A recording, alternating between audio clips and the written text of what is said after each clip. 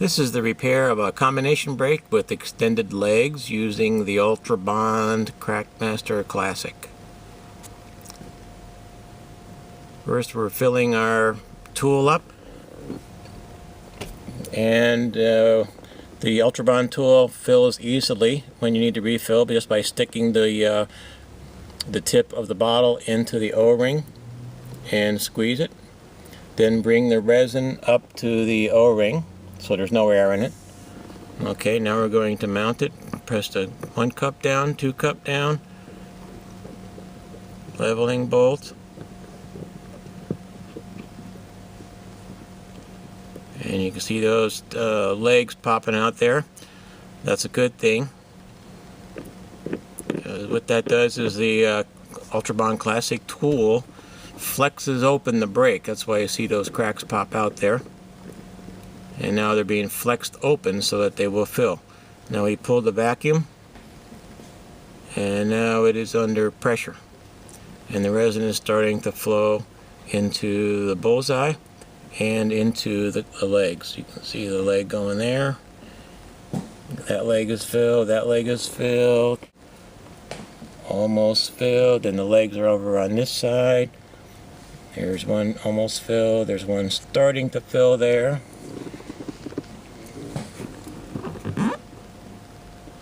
Okay. And let's pull another vacuum. Pulling up on the second vacuum, you can call it an insurance vacuum. And what we're doing when we also do a second vacuum is we're creating action. Action means the resin moves around and it helps wet the glass. Now we're in the pressure mode, and if you just let this sit for a couple of minutes, all of these legs would fill up. But we want to demonstrate flexing. This is what we call flexing. Go ahead and flex it.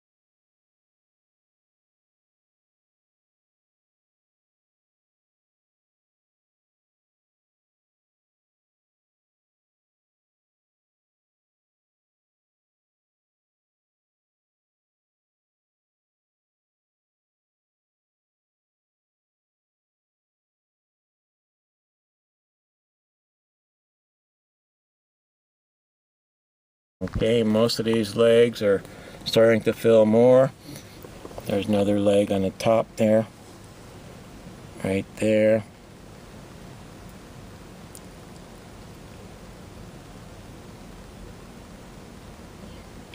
Okay, that's good. Now here's another technique to increase your pressure. Turn your bolt, crank your bolt, and then turn your cylinder. This increases the pressure and the flex. This increases the pressure on the resin and the flex on the glass, because the pressure actually comes from the force of the suction cups. As you raise your suction cups, you put more pressure on the resin and on the injector. So let's crank it up a little bit more.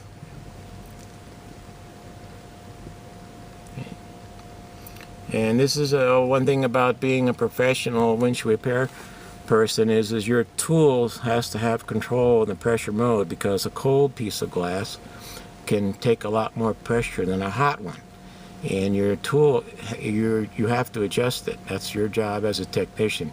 And with our tool, you can use low pressure by not raising your bolt high in your cylinder, and then you can use high pressure by turning your bolt in your cylinder.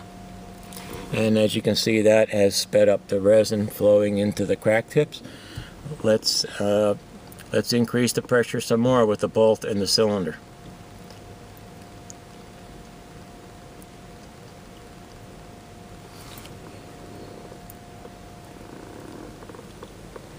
And we look like we're almost done here.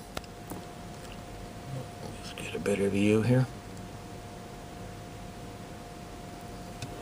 You always want to move around and check the profile of your crack, your legs. We call them legs. But you look at the side, and that's when you can see the black, and that's how you know whether it's filled or not. If you see black, like right there, that crack on the right, you can just see black on the tip. All of it's filled except for that tip. Same thing on this leg over here. Tips are almost filled. And if you just let this sit for a couple of minutes, it'll fill up. But since we're shooting a video, and most people don't like to watch videos more than 5 or 10 minutes, we're going to show another flex. Let's just flex one tip there.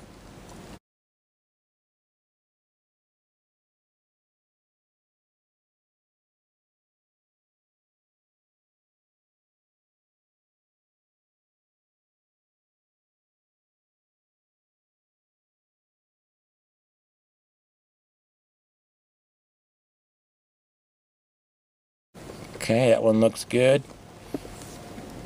It looks like all these legs are filled. Okay, now we're going to cure it. Curing under pressure. Leave your tool in the pressure mode for a number of reasons. Number one, stone damage resins are low viscosity, and low viscosity resins shrink upon curing. A rule of thumb in adhesives, fundamental of adhesives, is to overcome shrinkage by overfilling. By leaving your injector in the pressure mode, you're not only overfilling, but if it does shrink, you're going to push more resin in as it shrinks, and if you don't do this, you can have a void in the center underneath your impact point if you don't cure under pressure. And it can be a black void that will get larger over time right under the impact point. So normally we cure under pressure for 2 minutes. Our resin cures with 365 nanometers, and we sell lights that are about, we have a number of them that are 12 and 18 inches long, because most of our customers also repair long cracks. Repairing long cracks will double your income and put you in the repair versus replacement market without having to do replacements. Crack repairs go for $90 to $100, and whereas a replacement can go for $350. So it's less money, and a crack is repair versus replacement. So by fixing cracks, again, you're in the repair versus replacement market. Chip repair is preventive maintenance. It's not repair versus replacement. And the reason we fix a chip is to prevent a replacement and prevent it from cracking. I guess we're at about 2 minutes here. Now we're going to remove our tool. And if you do this properly, you can use what's left in the pit to pit fill. So first you back off your pressure. Back off your pressure with the bolt and the cylinder. Keep backing it off, and then pull a slight vacuum on your piston so that no resin spills out. Okay? Then use a screwdriver or a razor blade to take your suction cups off, and then pit fill with the 1 drop of resin left in the pit. Now, if you show the tool, Alex, you can see you pull that tool upside down. You've wasted no resin. Not 1 drop of resin was wasted.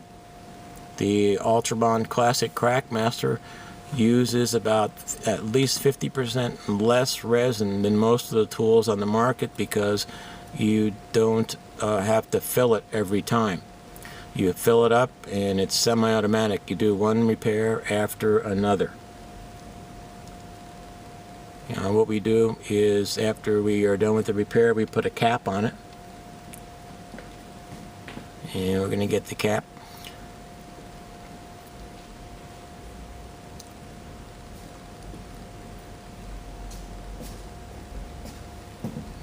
And here's what we do when we're done. We just put a cap on it, put it in your toolbox, store it upside down, and you're ready to go in your next repair. We do our pits for 1 minute. Sometimes if it's a larger pit, like with this one, and we have pit filled it with the same resin that was in the brake, it might not come out smooth. If that is the case, then you redo the pit, and we usually use one of our crack resins to fill the pit. Let's go ahead and scrape it. One way to get a clear pit is to spray the spray away on the brake, and now scrape it off. This will give you a clear pit without having to use pit polish.